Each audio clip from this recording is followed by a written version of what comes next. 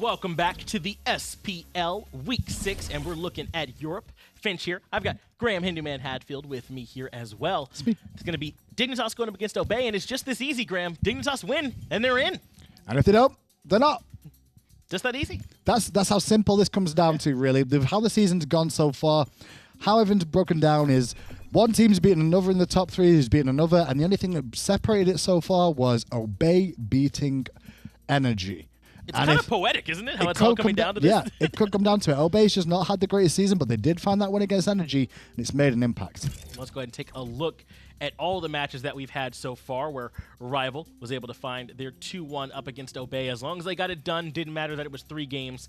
Dignitas also beat Mouse, so now they just got to close out and defeat Obey, or Obey could play Spoiler. And you get to see tomorrow as well, E United, very important for them too. They need to find wins tomorrow, a couple of teams up for contention. We'll see how that goes over in North America.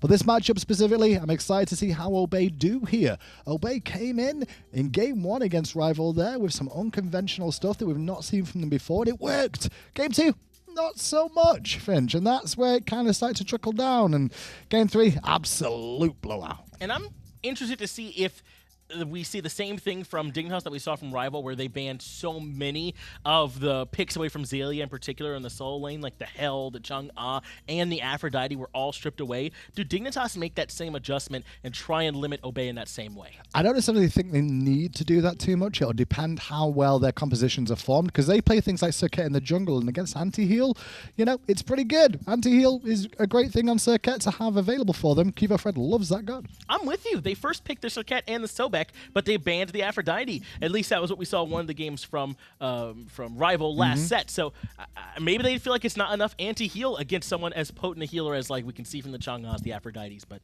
that's one adjustment I'm interested to watch here with this game. But there's a ton of matchups that I'm interested in. Quvo and Twig in the jungle. That's a huge highlight. It's going to be a big one here, but obviously they've both got two semi-different sort of playstyles. Quvo is very good at flipping between both the playstyles of aggressive versus supportive, whereas we've seen a lot of Twig of recent past have been a supportive, like the counter initiator, the counter ganker. Although the Achilles game in Game 1 against Rival showed that he can go aggressive and make it work well. Well, this is it. Game 1 picks and bans. Let's get those on the screen between Dignitas and Obey. I'm excited, Dignitas playing for their plane ticket. Obey playing to play Spoiler. We'll see which one ends up winning out. Well, whatever happens, like, they still played Spoiler this split. Like, they basically Obey have impacted the top 3. Yeah, they played Spoiler back when they beat Energy a couple weeks ago, right? If Dig win here. If Dig win, yeah. I mean, they took it to Rival too. In the first game, going for Obey there was a big thing there. I mean, it was like a 40-minute game. I don't want to make it sound like Obey blew them out or anything, but it was a 40-minute game. No, it wasn't, but it was like they brought out things we've not seen for a while, if not before. Like solo Aphrodite is not something we see every single week. That's true. It's very much not common pick right now, and I think still Xaliea is getting a bit of that respect. The Raw ban coming out. I mean, based on all the support or the healers that we've seen try to be banned away from this Obey roster, I gotta think that's part of their sustained composition. Yeah, Roger's super safe in the mid lane, so maybe not want to have to deal with that, and the range causes a problem. The Toth, though, selection for Dig, not something we see too often these days, especially when the likes of Circuit available. We've seen Discordia's out of Zyrhoes as well. Bit surprised that he went for the Toth, so clearly he's setting up for the I'm going to sit at the back line. You guys can get aggressive, and I'm just going to still just keep poking away. And it is the Circuit that's going to be selected by Obey. Whoever's played it, Circuit has looked excellent so far today. So this could potentially be trouble for Dignitas and their plans for getting to LAN.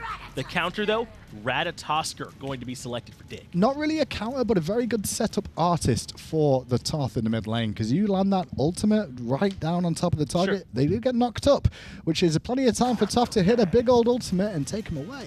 Sobek also going to be selected by Dignitas. So even though they let the Circuit through, they don't have Giannis, they have a lot of really high priority picks between the Thoth and the Sobek, and even Rat to some extent. Yeah, the Sobek pick for me, though, is always like Variety's bread and butter. It is interchangeable with Trixtank. We saw it earlier on today where they did run that situation. But Sobek is always just going to be safe in the solo lane. Variety has a fantastic Sobek. That god's just too good. He's very strong right now, isn't he? It's pretty much we're seeing him picked a lot, and it's the control I think he provides that helps so much.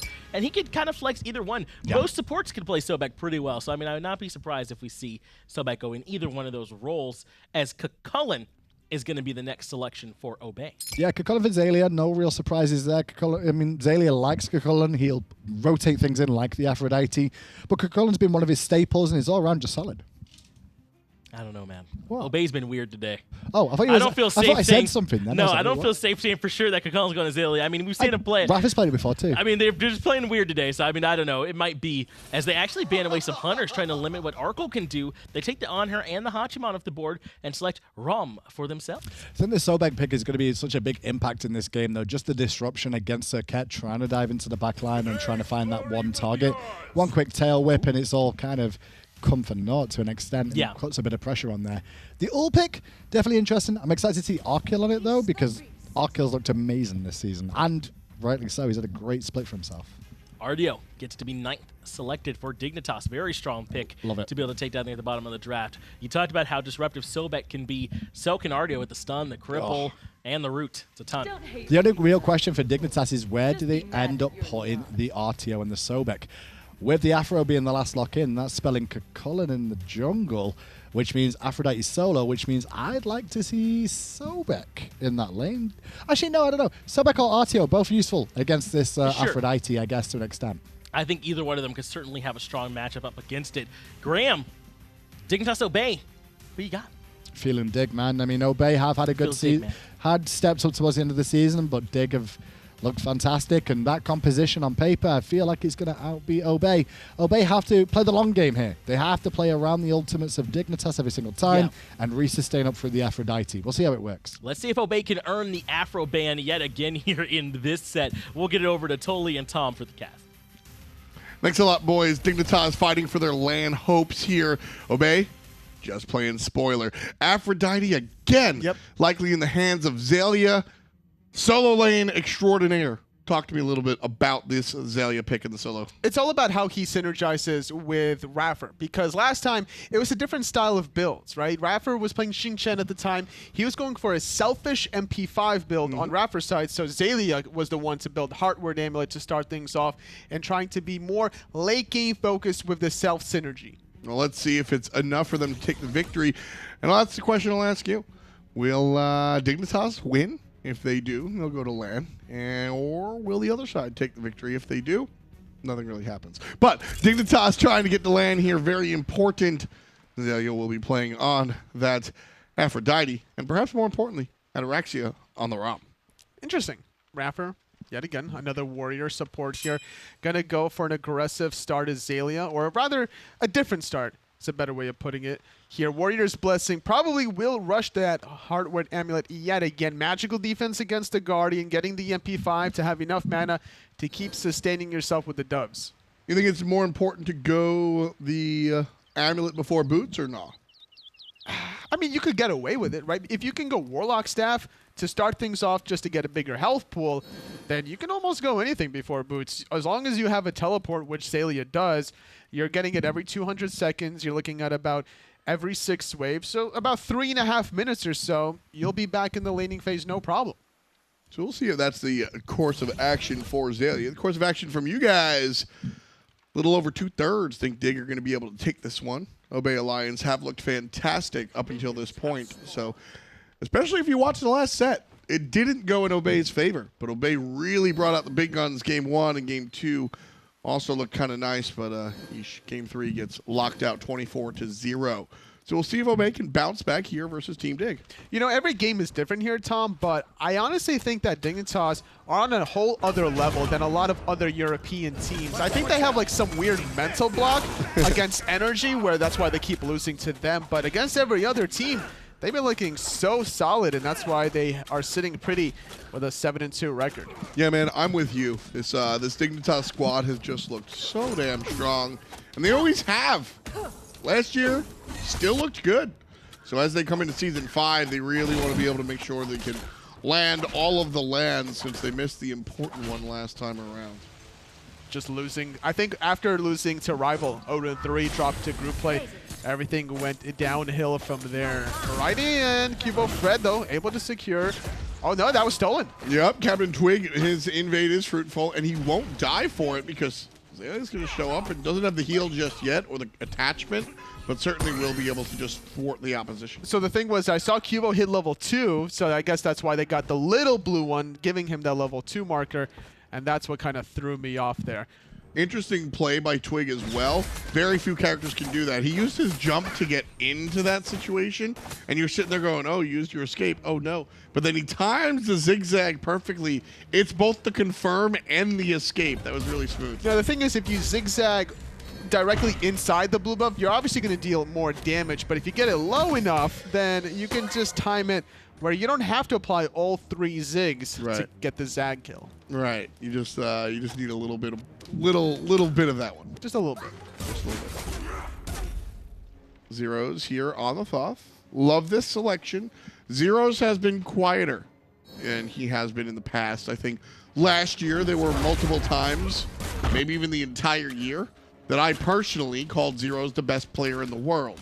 Now, I don't think that he's really stumbled, but I think other players have really stepped it up here in Season 5. And Zyrhoes, while performing fine, nice, well, good, strong, not numero uno like he used to be. Mechanically, he's regarded as one of the best European mid laners in the world, let alone Europe. Yeah. And that's why, you know, he was drafted in that energy draft so highly, being able to be alongside some elite players. And honestly, I think he kind of got disrupted by not being used to playing against certain gods. I think in Season 4, that specific land, there's a few Odins that kind of prevented him from doing Thoth things. Yeah, Odin has been one of the stronger selections against Thoth, making sure to keep the bird in check right there.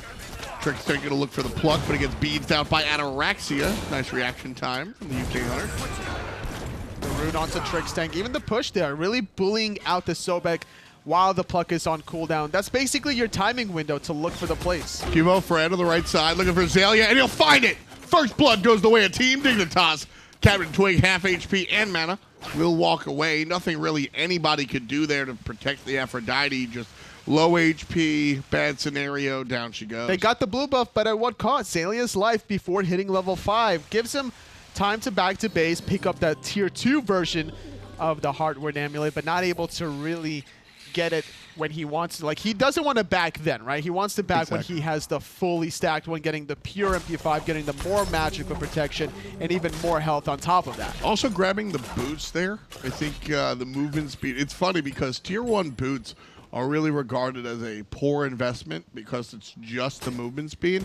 But I think there's a world where 6% movement speed actually saves Xaliea in some of these ganks here. So picking up the boots, likely going to build this before the Heartward, I think, because CaptainTwig, or rather QvoFred, excuse me, kind of surprised Xaliea over there and said, look, you need to walk faster. That's true. It's very important to shut down Aphrodite also before that ultimate comes online.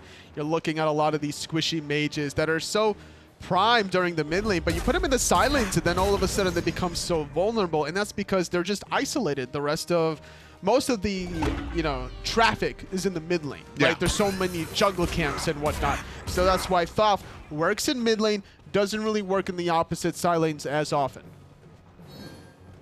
Ping's coming out onto the Gold Fury. It's spawning in 10 seconds. Does Obey really want to do that, right? I think they were pinging more about the vision over there, looking for the oracles. That, of course, going to be a big deal when you're up against Team Dignitas, who are known to go for the early and often objectives here. And with a god like Thoth on their side, certainly have enough confirmed. Definitely having a lot of damage, but at level 7, not as high as you would definitely want. You're really looking at about that level 13 marker here. Once you get 3 points in that ultimate, and then on top of the second relic, you want that safety factor, which is why some European teams specifically have held off from going for these early 5-minute gold fears. It's just not as valuable. The gold scales throughout the game. Ooh, through the wall. Zyrhoes finds the stun in one shot. Jungler going to give chase and quickly turn around. He goes up and he sees many players instead of one. He actually baited out PrettyPrime's ultimate there. The diamond is missing. So once PrettyPrime heard the animation of the land, he's like, all right, I don't want to get knocked up here. Let me become CC immune. Throw that apple away. Nice play by QvoFred. No surprise there. This jungler really looking clean. Nice stuff for Team Dignitas in the jungle department. Tie game here, 6 minutes in, despite Dig's early aggression, finding them first blood. And I'm surprised that he actually did that, considering that CaptainTwig was right next to them. Little battle over the right side mid Harpies. But you know what? Better safe than sorry. Use your Golden Apple ultimate, which is a way shorter cooldown than the Purification beads. Exactly. Certainly something to think about with as many crowd control options from Team Dig. You got the stun from Zyrhoes, the knocker from Qvo, also the stun. Trixtank on the Sobek is just a beast machine. And then, of course, the Uller. Right side, CaptainTwig looking for variety one more time. There's the taunt and the zigzag and the ultimate. Giving him everything. Here comes the attachment. Back off does tremendous damage even this early on. And trouble as the stun comes through one more time. 10% extra damage. CaptainTwig finds the kill. That could have been a little cleaner there. Xaliea was a little too quick on the draw. They didn't execute the throwback directly to the Aphrodite either, so Dove's not connecting, making it a little longer, but QvoFred couldn't get there to follow up. Just waiting in the jungle, looking for CaptainTwig. Zigzag is down, has the ambush and the blink. And Twiggy will be fine. Nice job. Trying to find the secure of his own blue buff. QvoFred This needs is some cooldowns here. This is no problem for QvoFred to go for. He has the burst. Yeah, no, I was going to say this is a bad choice for Xaliea to go for. I mean, that's an Aphrodite. Back off does good damage, but not compared to the red. That's true, because normally you're maxing out the doves first anyway. Exactly. And surprised to see QvoFred actually max out the acorns first. Normally you're trying to get that second ability off because, yeah, you can disrupt it in terms of any silences or stuns, but not only does it deal extra damage as you level it, but you're looking for that physical protection shred as well, stacking several times there. But instead going for the third option, which of course is going to be the acorns. That's going to provide a lot of damage. Also harder to hit as well. That's why a lot of Ratatasker players will opt for that second ability. And 24 pen, not too bad, especially when you're ganking the side lanes for your Hunter to benefit from that 24 penetration. That's certainly true. Rat goes to Crusher. You know what the thing is about this Ratatasker build, though, Toli? Are you going to say it? You know what he doesn't have? Heartseeker. You're right. Not too many Heartseekers here in the jungle. They opt for the Crusher a lot. You know, Jotun's Wrath. Rodent's Wrath? Rodent. I would love it. Give it to me. QvoFred build Jotun's just so we can call it Rodent's Wrath. Rodent's Wrath. That's the new one. That's the new one. Absolutely. Oh, anyway, the original name of that item, Jotun's Wrath. I'm going to get tongue-tied from now on of that word. But anyway, yeah, 20% cooldown reduction here on this item. You're really looking for those efficient global ultimates every single time. So I wouldn't be surprised if QvoFred gets that item. Yeah, certainly going to allow him to deal more damage. The Ratatasker are frequently looking for the blow-up, right? Land down, hope you die in the knock-up, and the Heartseeker is going to help. We have seen, that's the Season 5 trio of the jungler selection is the Boots, the Crusher, the Heartseeker. And so many junglers in the beginning of the season really relied on those three items. Yep. To really find their victories. It's just really efficient with those abilities like you were talking about here. But Ratataskers also can be a basic attacker. And so my question is, it was so potent in the beginning of the season on characters, everything from Rat to Nemesis. Everybody was that build. And now we've seen some deviation away. I like the Circuits that are building the Jotuns instead. I think that's the right choice. But a character like Ratatasker seems like he should stick with that build. In terms of the Crusher and the Heartseeker, it makes sense because you're looking for the 100 to 0 as quickly as possible. Getting some extra penetration in your own build makes sense because of, you know, the sheer burst damage potential here, especially when you're paired up, like I said before, with any additional physical laner, whether it's going to be your side lane solo laner or the Arkkyl playing the Uller. Well, that item doesn't look like a Heartseeker. Nope. I mean, it could be. It's only a tier 1 katana. Definitely. On CaptainTwig side, though, that's going to be the Arkkyl start here for Twiggy. Yeah. The tier 1 version of it. Which I love specifically into variety here. Stance switchers, also Arkkyl, but Arkyl's not going to be able to ping, proc it if you will. The stance switchers get really messed up by silences, and even a small one is a big deal. So Variety is going to be able to get screwed up by that Xaliea, and Arkkyl, should he get hit by that silence in the middle of a team fight, will also have a hard time. And the thing is, whoever QvoFred is going to be hitting, or I'm sorry, whoever Twig is going to be hitting, I'll hold that thought though, because QvoFred looking at the dual lane. He's going to jump right on down, misses the knockup. Jingwei able to turn around and just look away. They got beads. No, excuse me. They got nothing. Ataraxia was barely able to escape under that tier 1 tower here. They did get beads. iRaffer was close enough to jump away, and Ataraxia a little too quick on the beads trigger there. Playing very safe there. Now his game against Vote looked a little shaky there as well. He was on the defensive. This is kind of the yesteryear Ataraxia that we're used to seeing, that's playing more of like, okay, farm it up in the early game, avoid all fights in the early stages, and then look for the re-engages once I get 3-4 items online. I mean, he's playing the ROM. That's kind of what you want to do there, right? Well, Jermaine was playing the ROM and did a lot of work there in that one game.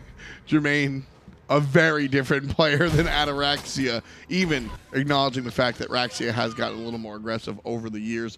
Team Dignitas able to walk away from those oracles and with them behind their backs. So nice vision on top of the Gold Fury for Team Dig.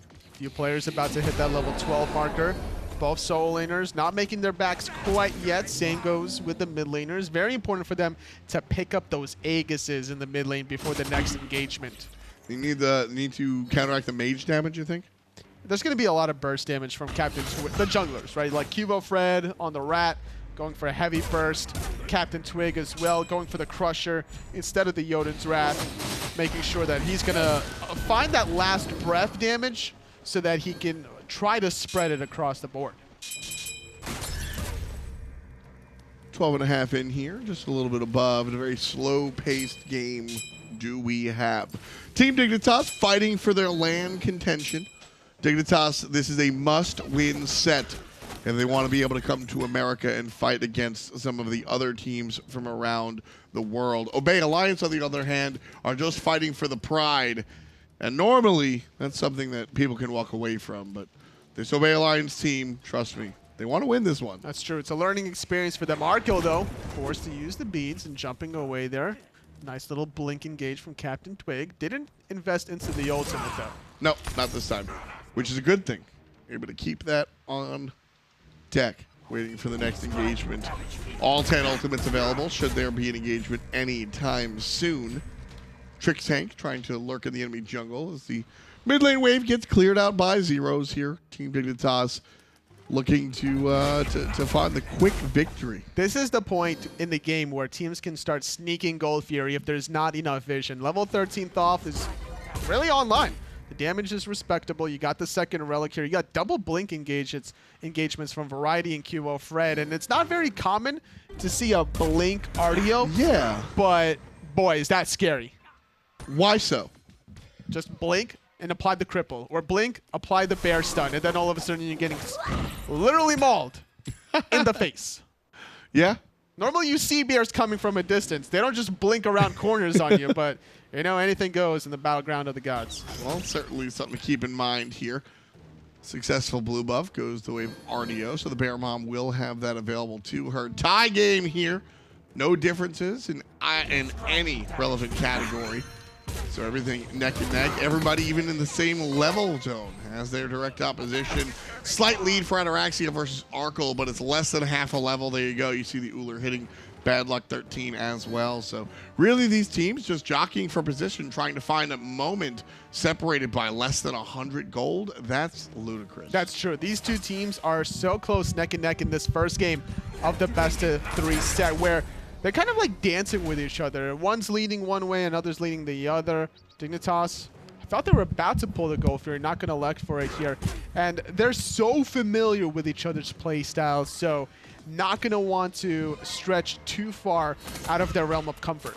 Well, right now, Obey Alliance are, I guess, as comfortable as you can be. They're sitting backstage going, well, we weren't even nominated for the award, so we don't really care what goes down on stage. But Dignitas, on the other hand, they need to make sure that they come out and perform well, because like we keep mentioning, this is very, I mean, there's no way to understate it, honestly. The fact that these guys, it's a win or lose. If Dig lose, they don't go to land. It's that simple. Yeah. Obey, they beat Energy the last time, and that's why Energy are hoping that Dignitas will lose to them as well, because that plus-minus is where it's going to take into account once they're tied at 7-3. So Obey Alliance here. Where do they play through? Do they look for PrettyPriMe to be the carry on this Discordia? Do they hope that CaptainTwig gets more involved? They're looking for the damage of Ataraxia late game and the healing from Xaliea here. It's just clean, cut and dry, old school Season 1/2, where you get a hyper carry in the duo lane, and you make sure you, at all costs, keep that hyper carry alive. And that's exactly what Xaliea is going to aim to do here. Boots into the Breastplate of Valor. Love to see some more magical power come out after this option. As I said, kind of annoyingly so, the Afro without any power is an Afro without any impact. Well, Rod of Asclepius is a good look for him. Yep. You don't have to go pure defense there. That would be a great way to keep Ataraxia alive even longer. Team Dignitas here should probably look to speed things up right about now. This is their moment of mid-game where characters like Uller really start to shine. The Rat can take advantage of the global mobility, and that's what we're going to see jumping on top of the support. There's the transformation, however. And now QvoFred getting piled into by Ataraxia. Takes to the sky, looking for the shots. He's got one, he's got two. CaptainTwig gets stunned out. But here comes more help for Obey Alliance. The pluck onto iRaffer as well. Here comes the Blink Bear, the cripple minefield. He can't dash away. There's trouble as the Ataraxia walks away. The ultimate from the mid lane, PrettyPriMe, is absorbed by Variety. And Zyrhoes. Obey Alliance will just walk away here. Zyrhoes still has ultimate. This could be a good look for him. If Obey Alliance elect to start the Gold Fury, it's so risky trying to go for it with the ultimate available for Thoth. Here we go, though. Trouble is the Gold Fury is kind of leashed. It's a bait. Yeah, Obey are looking much more for the fight than they are the objective, but they start it one more time. 70%, 60%, down to 50. Dignitas watching, 3 players strong, keeping a close eye on Obey Alliance. 25% on the objective already. Leashed out, looking for the team fight after the fact. QvoFred with the flank, Variety with the retreat. No one died in the past minute of that little engagement on the left side. Going all the way deep to Obey's Tier 1 tower, all the way back down to Team Dignitas' Tier 1 tower.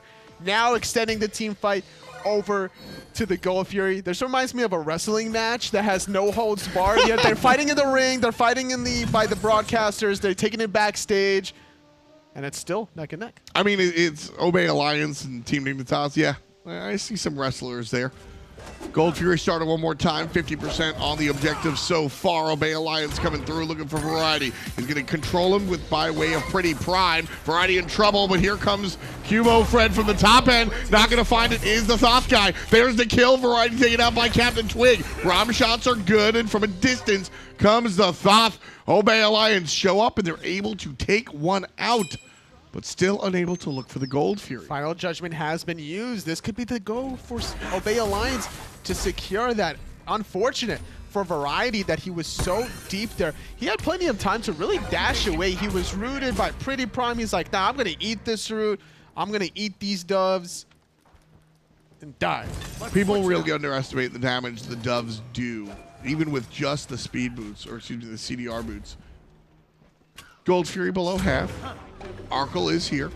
Backside is QvoFred. Jumped over the wall is CaptainTwig. There it is one more time.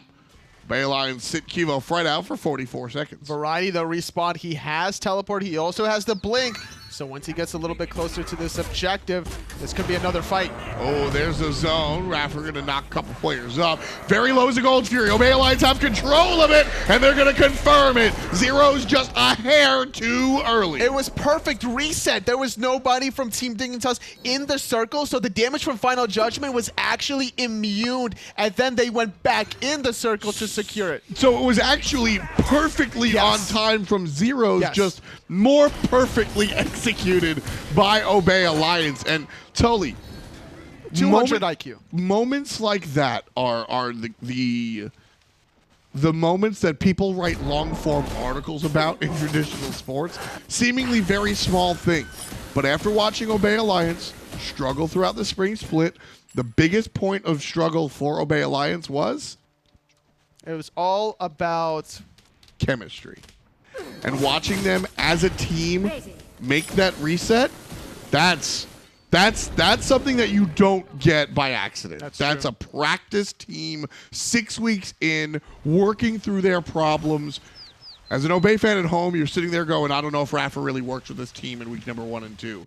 And as an Obey fan right there in week number 6, you go, damn, that was a team play. All the cogs were turning for that play. Literally everybody from both teams needed to be outside that circle to have immune damage onto the goal theory. Picture frame perfect. That was, yeah, all the cogs working together, but I don't see Cogzilla. Not in this game.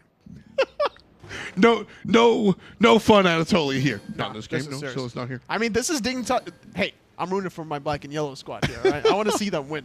I want that FP. Oh no, I don't know about that team one. badges. Obey Alliance here, bringing it to Team Dignitas. Man, it'd be such an interesting look if Obey got Energy, their spring split rival, to land. That's true. Yeah, after that swap. Yep. They did beat them the one set, and now if they can defeat Team Dignitas, that would still allow their former rivals, no pun intended, to make the land. Jump over from CaptainTwig, and Zyrhoes waiting with the shotgun. CaptainTwig in trouble, about 75% HP. Meanwhile, iRaffer chasing Zyrhoes underneath the tower. Zyrhoes able to respond with a little bit of damage, but the rest of the team coming. And here from the long way is going to be Arkkyl on the top side, meeting up with PrettyPriMe. Zyrhoes is so accurate with the thought, just hitting those stuns left, right, and center. Like, sure, it was CaptainTwig that literally jumped into him to find the first one, but then the second one diagonally through a wall, not the easiest ability to hit. It just goes to show how much accuracy Zyrhoes has, and also the timing. It's not even just the accuracy. Pyromancer started here by Obey Alliance. They're about 2,000 gold up, looking to stretch that into something a little bit more relevant. iRaffer doing a great job of zoning Zyrhoes out, making sure that his team doesn't have to worry about the confirmation prowess of the Thoth guy. Here comes CaptainTwig trying to zone out 3 players, but away he goes. And Obey Alliance are able to confirm that objective. Minor though it is, QvoFred bites back, taking down CaptainTwig. Was it worth it? Obey Alliance can't drop any more players here, but if they turn around totally and look for Dig, that might be a good look. So 4-on-5, but Trixtank is non-existent with that much health. He needs to disengage here with Xaliea healing everybody up. This is going to be a re-engage from Obey Alliance, despite botching his ultimate for CaptainTwig. This is still a winnable fight for Obey. There's a follow-up on the right side as 2 different players push up 1. Double for PrettyPriMe, but here comes the solo lane Aphrodite. Linked up, and he's going to heal up the middle laner. Now continuing on the team fight. Variety stunned out. 10% extra damage for PrettyPriMe. The tower does fall down. QvoFred excuses himself, takes care of the structure, gets hit twice by the middle laner's nonsense. But the Avalon Discord is going to be off the mark. Stunned into the birds again, and there's the back off. Xaliea claims the life, finally, of Variety. And that's why the cooldown reduction is so important for Xaliea. Snipes 1, 2, doesn't need the third because iRaffer's there to clean up QvoFred. Obey Alliance, nice response there on the right side of the map with regards to how they were able to take the team fight as well as the objectives. CaptainTwig on the left side of the map trying to keep Arkkyl in check here. Tower almost falling, but Serket doing what she does. Doesn't have the blink to cut the gap, but will try to ambush and Deathbane in potentially here with Uller being that low and without any relics here. Trading tier 1 mid tower for tier 2 in the solo lane. Obey Alliance looking pretty solid here in game 1. Yep, up 4,000 gold so far. You know, one of my favorite things about watching iRaffer play, Toli, is how he changes his build. Character dependent, gameplay dependent, team dependent, scenario dependent. Too many players, even at the pro level, don't change their builds per the scenario. A lot of times you just go, this is the build for the meta right now, and this is what I'm building. iRaffer built Oni Hunter's Garb last match, which we rarely see. And this time around, very different strategy. He's on the Cucullin, so he needs to be a little bit more aggressive. Speed boots instead of tank boots, right? The thing was, he built that Oni Hunters and the Celestial Legion helmet that last match because he was playing Xing Chen. Exactly. He needed a lot of MP5 to spam his abilities to get the HP5. And that's why Xaliea also went for the hardware damage, right? The MP5 aura helped But in this case, playing the Cullen, obviously you're not building MP5 items anytime soon. No, you're building instead. You got more straight HP here with the Pestilence and the Gauntlet of Thebes. That's what he needs to do, honestly. Like, the one thing that I do criticize him for a lot more than other players is that how late he builds the Gauntlet of Thebes. Normally, he'll do it after Sovereignty, sometimes even like 5th item. Here he did it after the Sovereignty and the Pestilence, so a lot shorter time than normally. It's actually nice aggression from Obey Alliance to jump away from Arkkyl. iRaffer pushing forward, finds Trixtank with the root. And there's Serket on the back line, pushing Arkkyl towards the teammate. At least one player is going to grab that poison.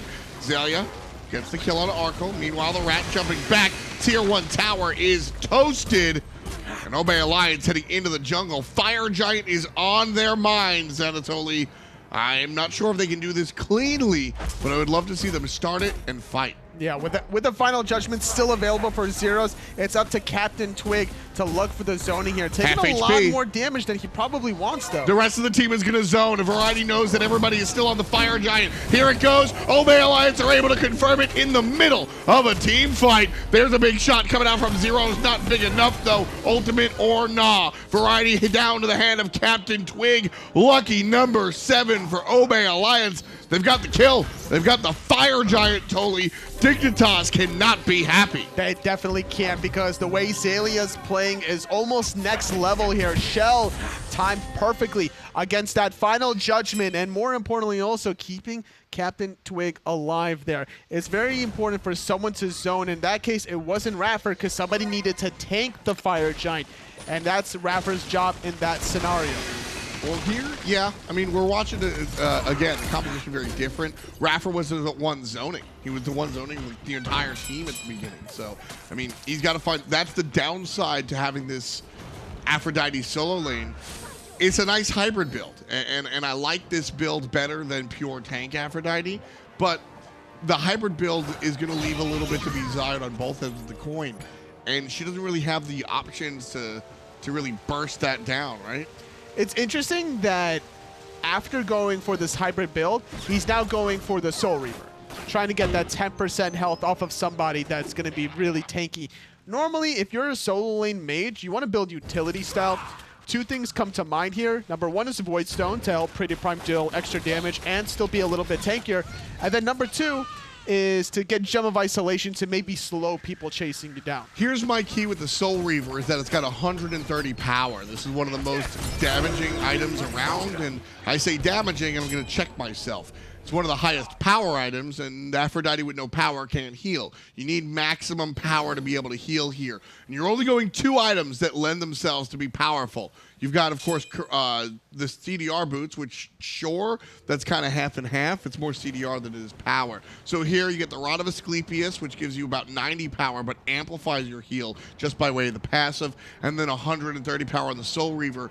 Your other option is the Rod of Tahuti, which also gives you 130 power, but that's more upfront, just looking for the damage. 10% extra damage is, sure, I'll take that one over the Tahuti. Every 40 seconds as well. The Ethereal Staff could have been a good option as well, trying to get that power at a cheaper cost potentially here. Xaliea, though, still in the back line. Going to look to heal up, though, as iRaffer is leading the charge. Up and over the wall goes CaptainTwig. His focus is on Zyrhoes. Rom goes up, and CaptainTwig makes sure Zyrhoes goes down. Team Dignitas, left side, Phoenix being aggressed on by Obey Alliance. Trying to cut Dignitas' land dream short. iRaffer, he's going to be cut short, half HP, not dead yet. CaptainTwig continues his reign of chaos. 6-1-2 for the UK jungler. iRaffer out of Manchester going to keep things going. 10 kills for Obey Alliance so far. The Titan halfway there. Team Dignitas playing good defense so far. It's a 5-on-2 though, and down the Titan will fall. Obey Alliance with game number 1. Completely unexpected here, honestly. Obey Alliance pulling a fast one, I would say, against Team Dignitas here. And I'm going to expect more Aphrodite bans. The Arrival were onto something with the Afro, the Changa, the Hell bans really focusing out Xaliea. And honestly, the first pick thought from Dignitas would have been probably better off with QvoFred playing the Serket the same way he did in that first set. Yeah, certainly an interesting one coming out from Obey. We saw the same result in the last set as well. Obey coming out of the gates really hot, making sure that everybody knows that they are available to be played at a high level. Really fun stuff here so far. Just one game in the books, and it goes to Obey, the team not fighting for LAN. MVP this game? Honestly, there were so many good people there. I think maybe CaptainTwig. I think, honestly, the MVP goes to Xaliea.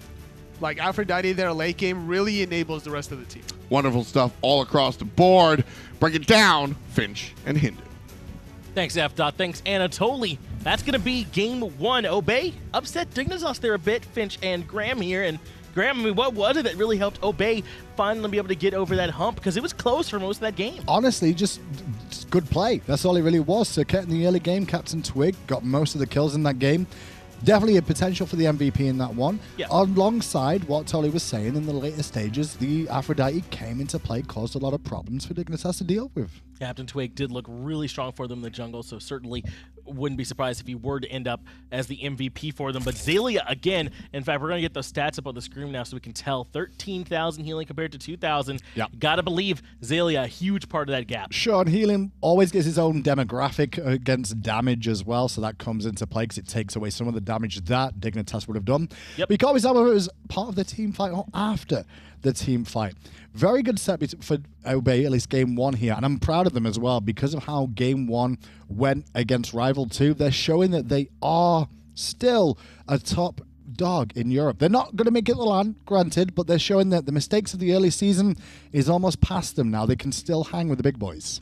Well, Xaliea is going to be your MVP, voted there in the Mixer chat, and Aphrodite getting it done for the solo laner for Obey Alliance. That healing, a little bit more impactful perhaps than the damage that he dealt.